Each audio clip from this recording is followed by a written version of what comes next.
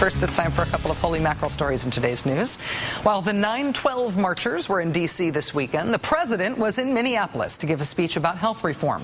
And while the president spoke to the crowd inside the Target Center arena, outside was a man carrying two concealed guns. One on his hip, under his shirt, the other in his back pocket. His name is Josh Hendrickson, and we interviewed him today.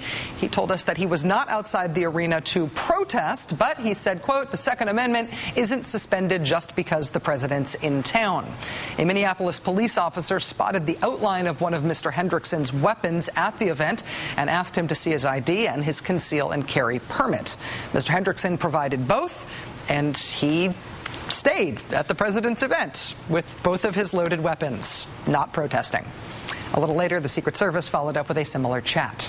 The Minnesota state representative who sponsored the state's conceal and carry law said that Mr. Hendrickson's actions were, quote, "silly." Also, they're now part of a pattern of people opposed to the president's policies bringing guns to his public appearances.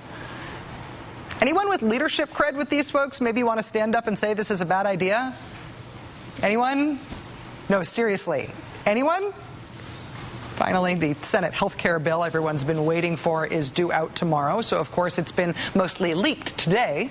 Amid widespread descriptions of the Max Baucus-helmed bill that includes no public health insurance option, relatively weak subsidies to help out people who under the bill would be forced to buy insurance, bizarre extra double bans on health care for illegal immigrants and funding for abortion, amidst all the concessions, in other words, that Senator Baucus and his bipartisan gang of six made to weaken the bill in search of Republican votes, it is reported today that none of the Republicans in the gang of six actually plan to support the bill, even after Democrats promoted them from the minority in this committee to decision-making positions. Even after spending hundreds of hours negotiating with them, the votes from the three Republicans in the Senate gang of six right now are apparently no, no, and no.